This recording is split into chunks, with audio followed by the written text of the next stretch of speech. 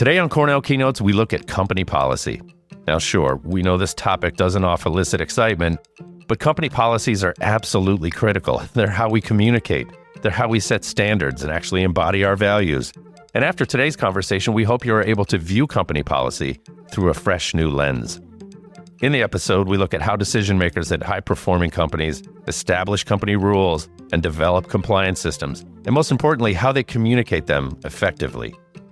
Our guest, Cornell Law Professor Richard John, does a very good job at giving us a new perspective on how to think about our company policies, how to infuse meaning and live our core values and ethical standards in a real, genuine, and meaningful way. This is good workplace culture. We also learn how company policies can help us endure challenges and overcome turmoil, and in the end, correct our course if we've lost it. There's lots of insight to be gained from this episode, so be sure to check out the episode notes to learn about Professor John's Compliance Systems Certificate Program from eCornell. Here's our conversation with Richard John. So what comes to mind when you hear the words compliance system? So for me, I think of just, HR policy, but is that kind of pigeonholing it a little bit? It is. And I think a lot of people, when they hear compliance systems, they turn and run in the other direction. But compliance can mean a lot of different things. And certainly for some companies, compliance is what their specific compliance department does. For purposes of the class I teach, it's far broader than that. It's an examination of rule systems, like why do we have rules and where do they come from? How do you make them? And once you have rules, how do you make sure they're working? And if they're not, what do you do? And so it entails all of that. And of course, we're going to be talking about, values and culture today. But I find it really interesting how rule systems can sit next to values and culture and help or hurt. And so, yes, it's a broad approach. And one thing I'll just add is that I say in my course that it's pretty easy to make bad rules, but a good rule system, a compliance system that is well-designed can do tremendous good work inside an organization. And that's kind of what I mean when I'm talking about compliance systems. I was trying to talk about the good ones. Yeah, very sure. And you mentioned, value systems a little bit. So, what connection can we make between a company's, compliance systems and the policies that they make and kind of how that can reflect what they actually value? Sure. There's that old saying about how culture eats strategy for breakfast.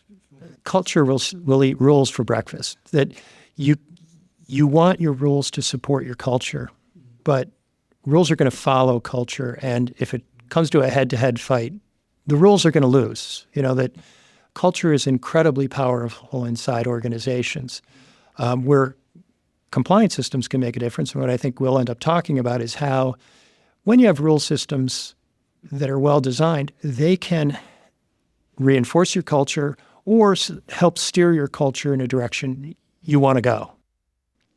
And, in what ways can some of these, corporate policies really serve as a tool for, promoting maybe some social responsibilities in line with a company's values? Well, lots of different ways. I mean, your rule systems serve a lot of different purposes. And one of the first things you want to do is figure out why. What is your purpose behind your rules? And a lot of it is not value-based. It's, say, risk management is a big factor in why you have rules, that any organization is trying to do something. There's risks to that mission or the goals or whatever else. Rules can help control the risk, limit it, eliminate it in some cases. But rules can also be used to help set boundaries and set direction. And of course, if you're trying to establish and direct culture, you need boundary and direction. So rule systems are secondary, but they can really make a difference. Yeah. And, what are some examples where, corporate policy was kind of set and kind of aligned with a company's values? So, for example, I'm thinking of, a couple organizations on Wall Street. One of the policies they said was, you have to go back into work 5 days a week. And it's like, yeah, it would be, nice to have them back in the office dealing with the money. Are there examples or just kind of some that come to your head where it's like, wow, that was perfect for that organization or company? Well, that is a good one to talk about, I think, because we're right in the thick of companies struggling after post-pandemic with a lot of employees who say, no, I don't want to come back. And for some businesses, that the rules about remote work and in-person work, aren't critical. Maybe the things you're doing, the goods or services you're producing, or the mission of the organization are such that you don't have to be there. But say if a corporate value is team, and trust, that you need to know who you're working with and that you can rely on them. And there's lots of, businesses where that's pretty critical. Mm-hmm. Remote work just isn't going to work very well if you don't know the people, the good and the bad of them. Mm-hmm. Now, with that said, I think a lot of companies are finding a mix that, they're coming to some compromise position on how much remote work is okay or in-person work is necessary. And that the rules around that will support the values that the institution or the company is trying to achieve. And, with that in mind, how often do, the folks who, kind of write the policy take a step back and say, okay, well, what is our company value first before we kind of write this policy out? I think that goes back to my comment that it's easy to write bad rules, right? That if you just say, okay, I think we need to do something, and you develop some rules without doing the groundwork first of saying, what is the purpose? Where are we seeing issues? Like, is there a risk, for example, or is there a values goal? Are we deficient in some way? Is there something we're trying to achieve that's critical to our organizational success? Then you start thinking about, can rules help? And sometimes rules can't really help. Sometimes it's just, you need something else. You need somebody just enforcing it. It's management, direct management. It's not rule systems. But sometimes rules can, as I said, set boundaries and give direction. And with that, do you find that a lot of organizations with the risk factor are slow or kind of quick to react as far as kind of setting up some of their rule systems? Well, company to company. Some are going to be far better at it than others, and that's, do you have effective, responsive management? That's the people. But if you're not reacting to the needs of the organization, the business just isn't going to do as well. You want to be constantly thinking about that of, are there rules that can help us get where we want to go? And you got to be slow, you got to be thoughtful, but it's an ongoing process, or should be. And, with that in mind, why do you think organizations are kind of slow to react to just kind of public opinion? So in general, for example, some of the stuff going on, politically and things like that and free speech. I feel like some organizations I see in the news, like, okay, we're going to take a stance on, kind of limiting free speech on social media. Others aren't. Why do you think there's that kind of delay? I think there's a few different reasons. One, organizations are generally, at least initially, inward-facing, that they need to be organized, they need to work on their structure, and they're producing a good or service. They're doing something together and cooperatively, and that is an inward focus. Trying to project that out into what does that mean in the greater context of the whole world is not where they initially look. And I think the second issue is it's really hard, right? That if you're trying to have your company react to everything that's going on in the world, what do you pay attention to? What are the critical things? And is there consensus within the organization on these external factors? And then is there anything we can do about it? In preparation for this interview, I went back and I watched the video of George Floyd. And this was the man who, for those who don't remember this, it was in the middle of the pandemic, and he was basically killed on the street in Minneapolis by a few police officers restraining him. Really painful. But that did something in our country that took an external factor and pushed it into lots and lots of organizations where they said, this is so awful. We need to do something about this. And it went directly to culture. And, we're seeing a lot of questions now in a lot of organizations. were the systems we set up, the rules we set up, were they the right things for our organization? And some are terming that a backlash.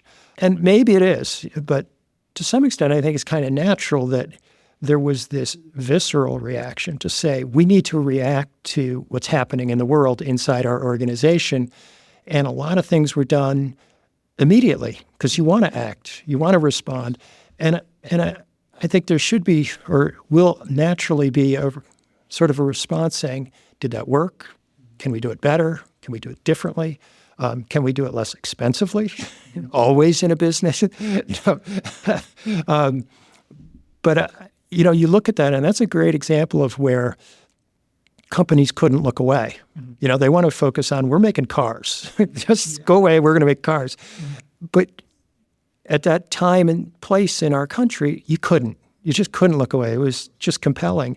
And I think there was good stuff that came out of that. But it also demonstrates, I think, just how hard reducing cultural values into a defined pathway and then reducing it to rules can really be. A huge stretch. And, you mentioned George Floyd and obviously, the pandemic with it, but in general, how do some of these, external factors maybe influence the way companies adapt their policies in line with their values? Obviously with those two major things, it's like companies acted very, very, very quickly. Is that often the case? No. Usually companies are pretty slow to react to the culture around them because they're not designed to be very good at it. And trying to achieve consensus within your employee base, for example, can be really hard. And how much time and effort are you going to take away from your core functions to do something like that is an open question. It's really difficult. One of the companies I was just reading about in preparation for this interview is Disney. And they actually have integrated a lot of these principles of cultural values really well. And they have reached out, and you talk about trying to reach diverse audiences. And you think about it, it's really good business, entertain everybody. Mm-hmm. But the time and effort they've put into it, I think, puts them in a different category than a lot of other businesses who say, yeah, this is important, but here's what we're supposed to be doing. And they don't. I think Disney has the advantage that it helps them financially to really go after it. Yeah. And I just have a very, very quick question from Liz. So Liz submitted a question kind of along the lines of what we were talking about before with, remote work and the folks in the financial industry. She had said, is there any advice you might have for us remote leaders that will allow us to confirm productivity, but still show them we trust them? So there's a lot there. Yeah, there's an essential contradiction. If you're saying we trust you, it means we're not watching you. You can argue it that way. But of course, a business can't function that way. You have to know what your people are doing, and you have to have some accountability. Striking the appropriate balance, I wish I had a great answer for that, but you have to reach it, and certainly one of the things we talk about in the compliance systems course is how do you police? And policing being all the work you do to figure out, are the rules working? Are we properly, are people following the rules? And you can do it in a very open way. You can say, we're gonna light up your camera on your computer, and we want to see you sitting in front of your computer, right? That's a non-trust-based system, but it's pretty, you're there. Yeah, you're there. Mm-hmm. But there's also all sorts of elements of policing that are not apparent, if you're doing, say, contacts at random times with your employees. And, you say, well, that's a little manipulative, but you should be able to check in on a regular basis with your employees, and they should be there. I heard recently that with remote work, there is a problem with people taking more than one job. Okay. And you say, how could anybody ever do that? Well, remote work allows, far more independent action. And for some people, that entails the temptation to do something really bad. It's very true, very true. So you do need to watch, but how you watch matters. And, Yeah. Yeah, it's definitely not an easy question. And is there, I guess, a right way or a wrong way? So is it, checking up on employees every once in a while? Or like you said, opening up their cameras to make sure they're working? Like, is there a right way or a wrong way, or does it kind of depend on the employer?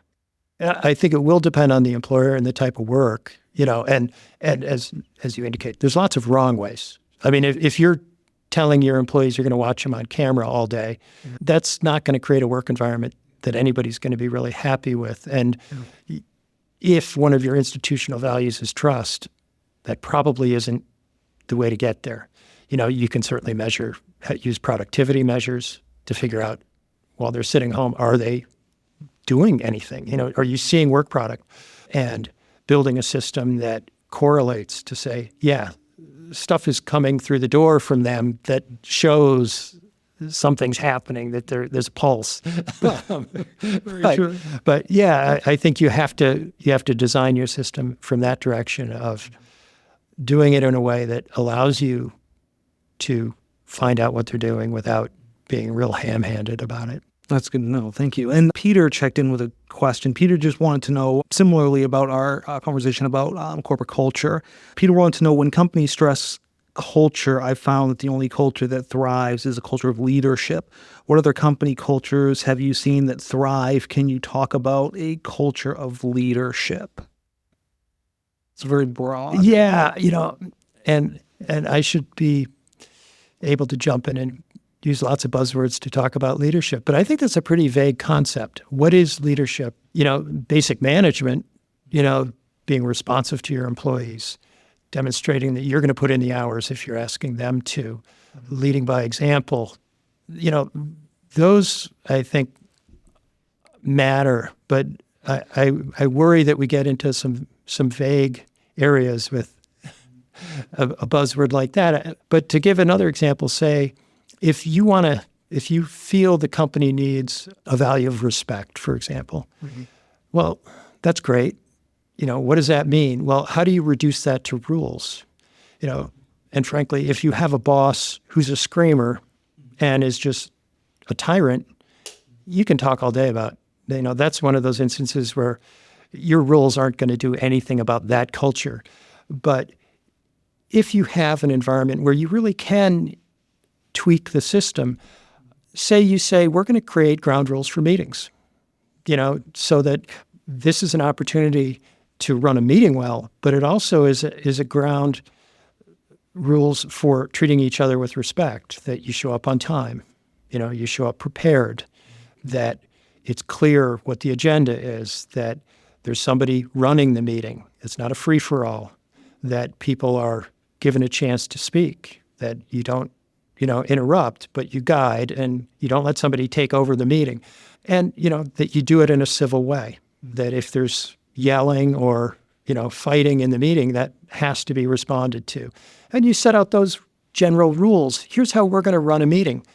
If you follow those rules and you enforce them, and, it is your compliance system around those rules, you're going to have a respectful meeting. And, it is really that granular, inch by inch way to build culture through rules. And it can't do it by itself. As I said, if the boss doesn't buy it.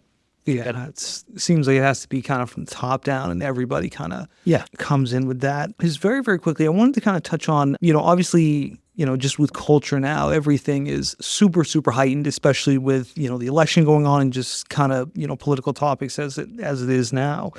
How should corporations and companies think about, the idea of, free speech and the First Amendment when, setting up their policies? So we had mentioned, before our interview, there was a law firm, I think, in New York City that said they weren't going to hire anybody that protested or demonstrated or something like that. How should companies think about, okay, we want to, support everybody's free speech, but at the same time, we want to have policies around that?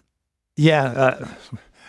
It's very, very big topic. Yeah. Well, free speech rules, they're rules, right, about when can you say things. And the Constitution allows reasonable time, place, and manner restrictions on free speech, which makes sense. The old adage about yelling fire in a crowded theater. But inside a company, you're allowed to have far more refined restrictions on speech, that you don't want huge political arguments in your business. You don't want to tell people you can't have political opinions, you can't argue about them. And frankly, my view is that you benefit from having people with diverse views. We still are a country.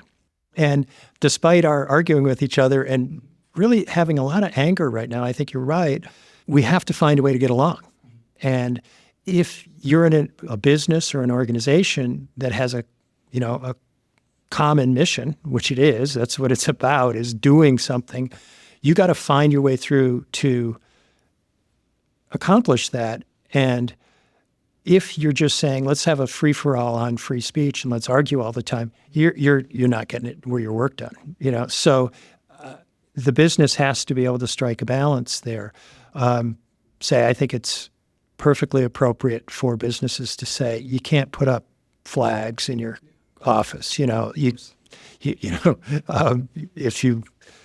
can't be chanting. Yeah, of course. It's a workplace. Yeah, but how far along do you go?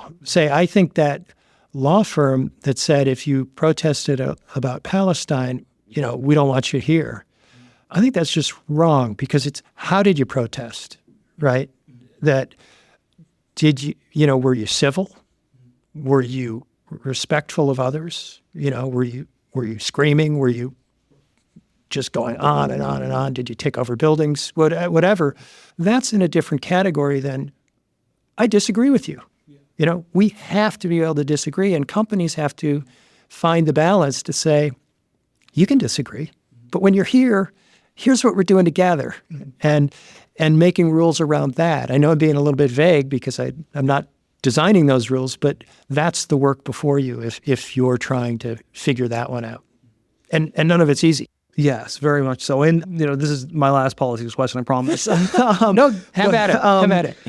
How do companies maybe update their policies or, make small tweaks to their policies? So I'm thinking about drug testing, for example. So a lot of states obviously have made marijuana legal. So how do companies based in those states maybe update their policies or change their policies to reflect the kind of ever-changing laws on the books? So it seems like laws change constantly.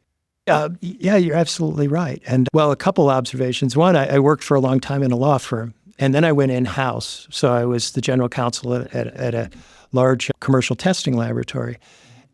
And that was one of the things that struck me was inside the business, how often things are deconstructed and put back together again.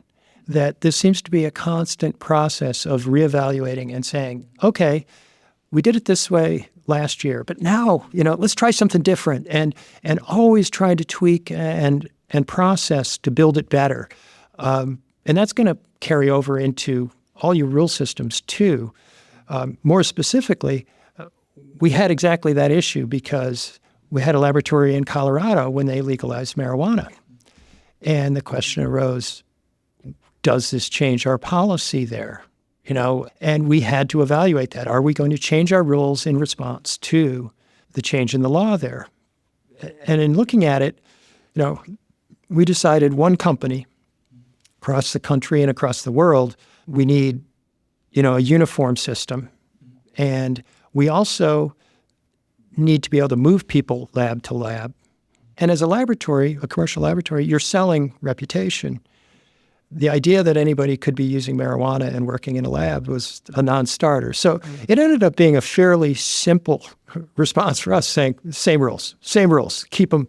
But we did go through those steps in that analysis and the process to say, with that in mind, how often should companies, or do companies rather, just make small tweaks to their policies? Should they do it not necessarily, once a year, but should they, kind of roll it out, take a step back, see if this is working, and then make tweaks? Or how often should they make tweaks or changes to policy? Well, they should. Okay.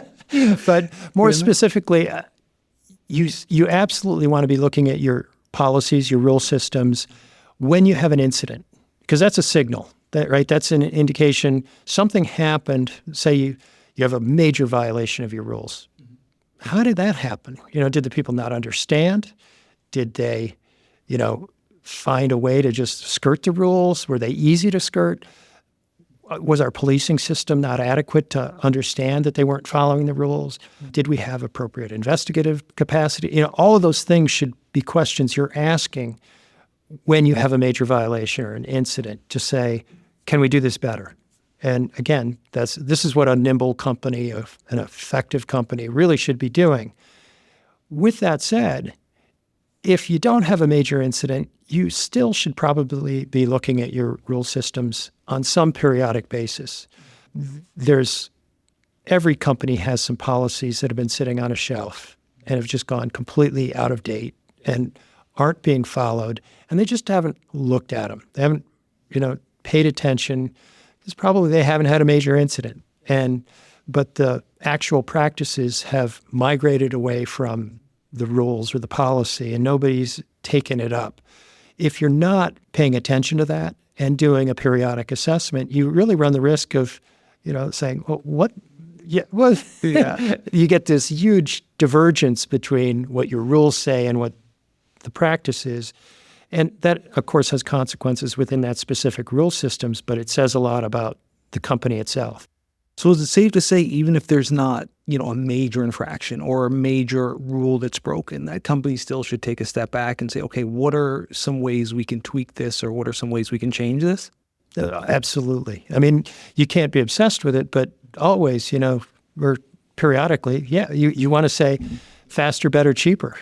Can we do this in a better way that is going to be less bureaucratic, for example, is going to allow the business around the rules to move faster? If you're doing that, that's part of maintaining a well-designed rule system. And that's the difference between it's easy to do bad rules. See? I keep coming back to it. Very true.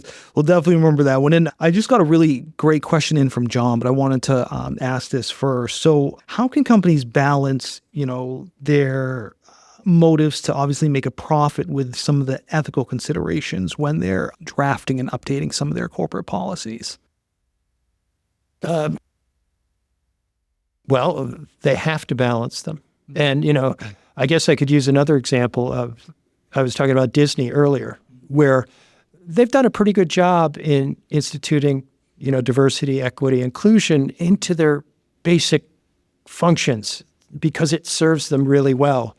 On the other hand, Google has gotten a lot of sort of negative press attention in that they have stepped back from a lot of their initiatives and they're refiguring them, trying to figure out how to do them better. And you look at the two companies and you say, okay, Disney, in the entertainment field, it's very visible externally and it matters. It helps them do their business. Google sells ads. It's a web engine, but or search browser, whatever. Their principal business is they sell advertising. That's how they make their money. And it's really good to have a good workplace internal to Google, but there isn't this external pressure, and it's not clear that people are going to stop using Google if it's not that great a place to work inside. So the incentives there are going to be, and I don't know that much about Google or Disney, but just in general, I use them as examples, that Google is going to have a much more difficult internal argument to say, we need to make sure this matters, and it has to matter. I mean, they can't just say it and then say, it's got to be built into their values somehow for the rules to work, to make a difference. Yeah. And the follow-up to that was from John. So John just wanted to know, what are some strategies to deal with high performers that are not necessarily following company values and cultures? So they're, turning a great profit, but they're not necessarily following the values or rules. Yeah, this is sort of a backbone question for businesses because the temptation is to let them do what they're going to do. And if you're the CEO of a company and you see one of your stars really behaving poorly, it's a test of your character. What are you going to do about it? One of the elements of compliance systems is if you do not have support from the top, it's not going to work. right? It is, if the boss is the one screaming at the meetings and you can have all the ground rules you want, it doesn't matter, right? Because who's going to tell the boss, hey, you're breaking the rules, you have to fall into line? And maybe you can do that, but really, really hard. And if you have somebody egregiously breaking the rules and senior management is not stepping up and supporting the compliance function to say, no, that's too far. We've got boundaries. You have to live within them. You're not going to address it. If you have strong leadership, there's that leadership question that understands the importance of compliance to setting boundaries and giving direction. Yeah, they have to step on that person. Absolutely. And I'm sure everybody listening has examples where that didn't happen at all. Absolutely. And just real quick, something that I thought about was, do we see a lot of times, especially with the, stuff going on with DEI across the country, do we see a lot of times kind of that waterfall effect of, one major company sets up a policy and then, it kind of continues on? Do we see that happen a lot? Well, certainly it happened with DEI, and it happened pretty, a lot of the elements of DEI have been here since the 1960s, since the Equal Employment Opportunity laws, affirmative action laws, but they were really a legal compliance approach of saying, okay, the law says we have to do these things, and we're going to comply with them. Again, George Floyd did start a waterfall of saying, we need to do something cultural. And that's a much more difficult concept to say, yeah, okay. And I think that reducing that to rule systems incredibly hard. So very true. Yeah, absolutely. And what role does leadership play when we're thinking about, kind of compliance and, corporate values? So you mentioned like the CEO has, maybe a VP or somebody who's a really, really good performer, but they may not necessarily be following the policies. What kind of role does leadership play when it comes to, kind of drafting and changing some of our corporate policies? Well, leadership is focused in a lot of different areas, and obviously I just gave the example if leadership isn't on board with compliance, no. But a lot of what leadership is really focused on at a lot of companies are the financial metrics. Are we making money? And good for them, that is critically important. And, that's often what the board is telling them is most important, and they're going to go there. It is something where if cultural values support the mission or purpose of the business, then the leadership has to build the corporate values. There is just a tremendous example with Paul O'Neill, who is the Treasury Secretary back under George Bush, but also had been the CEO of Alcoa, and how he came in, and Alcoa was struggling at that point, and he said, we're not worried about our finances right now. First thing we're going to do is health and safety. And we are going to focus there. We're going to make sure everybody in our company is safe, that we are doing our jobs in a way that you go home, uninjured.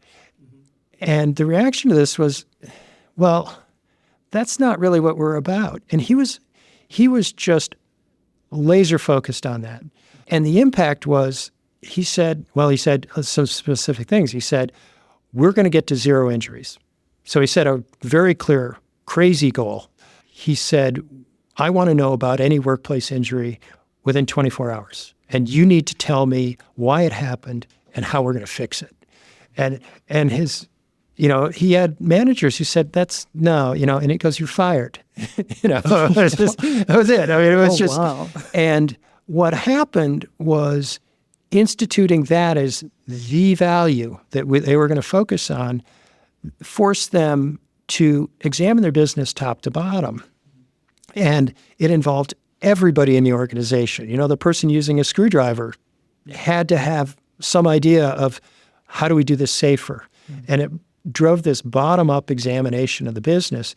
And it also forced their communication system. This was in the 90s, so email was, not really a thing yet. but it forced them to develop a communication system that was better than just about any company, in the world at that time. And it solved a lot of union issues. It built trust with the day-to-day workers. And it turned out to be immensely financially profitable. And you look at that and you go, how did he know to do that? But that is a wonderful example of a CEO who said, this value is going to change this company. And he beat it into place because it didn't exist there. It was not a core value. It was important, but it wasn't the maniacal focus that they brought to it. That's leadership.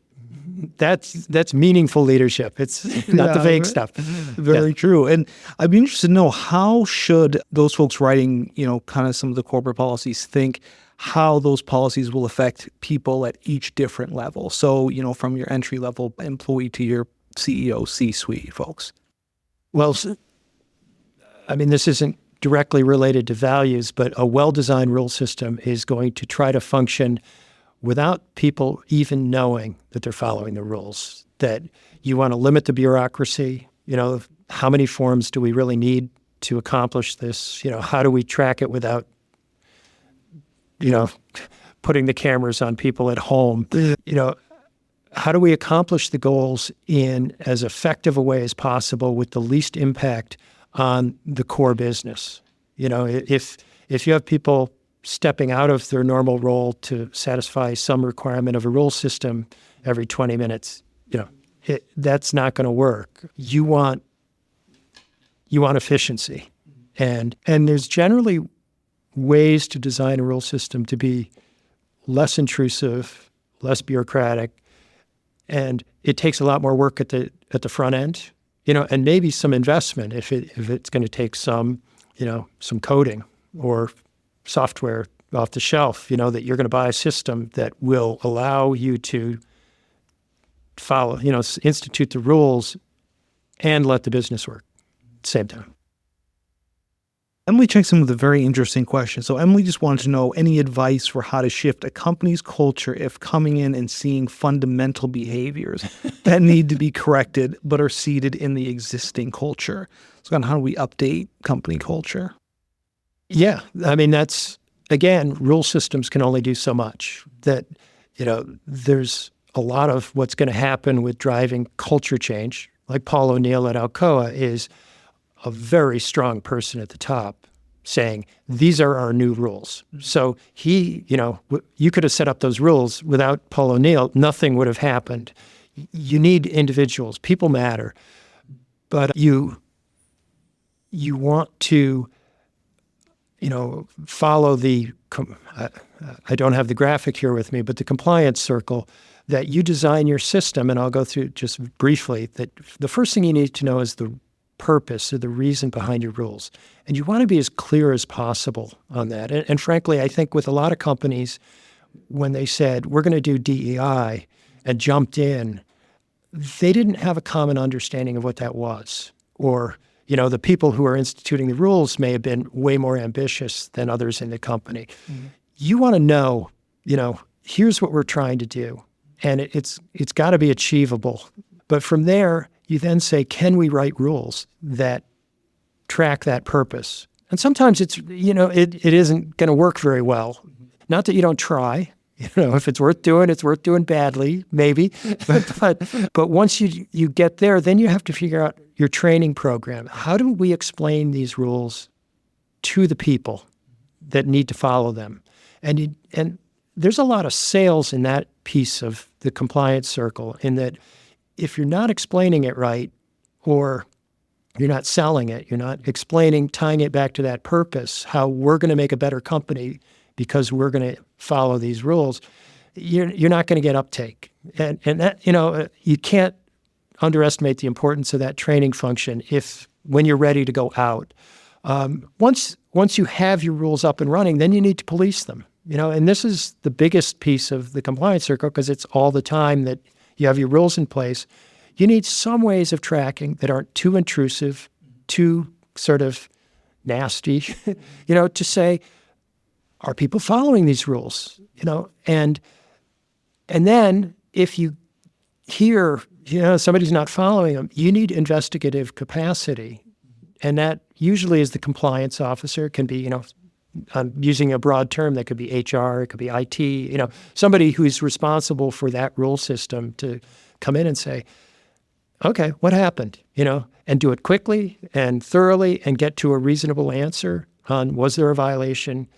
And then finally, you got to do enforcement. You got to say, yeah, there was a rule violation.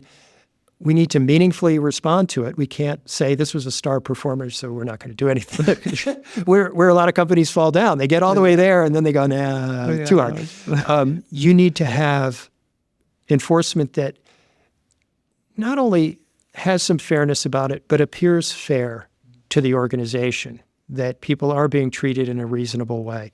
And then finally, there's the assessment function, that you do this periodic review. Maybe it's at the time you get the major incident and you say, what happened? You need somebody thinking creatively about the rules to say, yeah, they that didn't work. We need to, maybe we need to retrain, or we need to rewrite, or boy, we did a crappy investigation. But the whole circle has to be looked at it to say, where do we tweak, or not? It worked great. Boy, are we smart.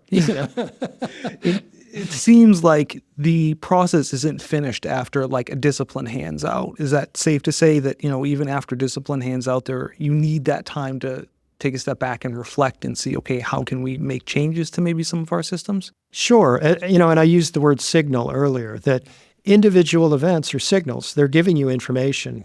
And as an organization, you can use that information or you can ignore it. But I'm saying if you want an effective compliance system, you want to use that as a point to think about, saying, was that an isolated incident? Was that just a jerk?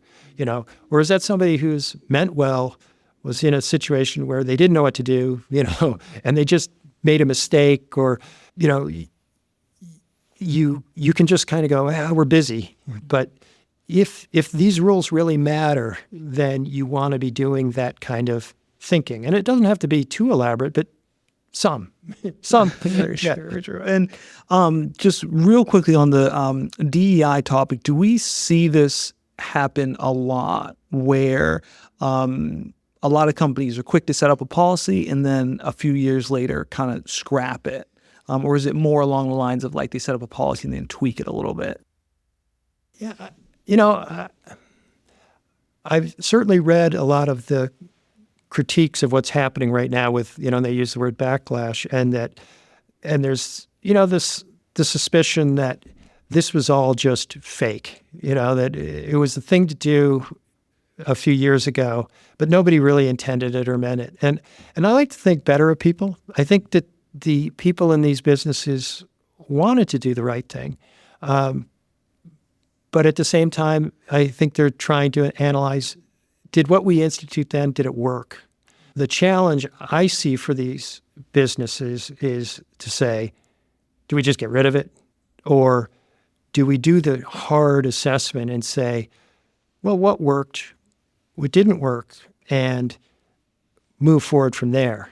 I have an example from here in Tompkins County. On the legislature, there was a governor's executive order saying, examine your criminal justice system, particularly policing. And we went through a really elaborate process to say, we want to reimagine public safety. And in my mind, the purpose was pretty straightforward, which was we want to make sure that there's an understanding between law enforcement and the community that is served by law enforcement, that there's opportunity for discussion and communication, that we do things to build trust. And that's a pretty straightforward proposition, and I think that's not really controversial. But there were lots of other ideas about what the purpose was, and to do things that were far more big, and the temptation to do things big is understandable, but you kind of have to, I believe, go into this with some humility about what you're actually able to achieve. And there's a lot of things you can do in making, as politicians, making public statements that reduce trust, that make people more upset. And And some of that happened. And, you look at the outcome 3 years in from when we started. How did we do? Well, we accomplished some really good things, say transparency. Now we have all sorts of stuff on the internet. So you can go see what our district attorney's doing, what our jail statistics are, what our assigned counsel and a probation department, our sheriff, all sorts of information. That's been really good. We've had a lot of community discussion. Have we solved the issue? No. But, we've gotten to a point now we're saying, all right, let's really do some analysis of what worked, what didn't work. And, are there tweaks we can make to get to that next level? And, I think we also maybe weren't very good at it, but some introspection about what did we do that made it harder? And I think businesses do that too, in that when they're casting about trying to figure out what is the purpose, right at the beginning, how do we set direction? If you don't take enough time to say, here's really what we're trying to achieve, you can get into lots of backwaters and you get people angry. Anyway. Very true. Very true. So I want to kind of shift gears a little bit. So we've been talking, very, very broadly about policy and kind of how it collaborates with values. I'd be interested to know, what should policymakers kind of keep in mind when drafting their rules with the idea that, these are our company values. How do we make these rules reflect that? Yeah. And again, going back to something I said early on, if your rules are really related to risk management, it's much easier, because you see a specific problem. This is the danger. These rules will help us try to control or limit that danger. When you're talking about culture, I use the word humility. You have to enter into this with the understanding that this is not easy. This is going to be it's going to take a lot of work, and I think you have to be open to comment. The idea that you can do a cram down, that you see an area of the company where there's a problem, and you're going to institute new culture and drive it in. You're just going to have a fight. You are just going to have a very hard time. You can write some great rules. If you don't get that consensus and do it early, it's questionable whether you'll ever get there. And again, that's generally done in the purpose or goal stage, certainly rule writing, but then the training, that is the explanation to the business saying, here's our new boundaries, here's our new directions in these rules, and it ties back to this cultural purpose. Do you want to go big? Paul O'Neill did, but that was a risk management rule. Yeah. Although it really did touch on safety culture, and it worked in that case. It often is not that effective. Yeah. But totally. Yeah, but I'd say humility, and proceeding in a very deliberate way. Thanks for listening to Cornell Keynotes, and check out the episode notes for more info on the Compliance Systems Certificate Program from eCornell. Thanks again for listening, and subscribe to stay in touch.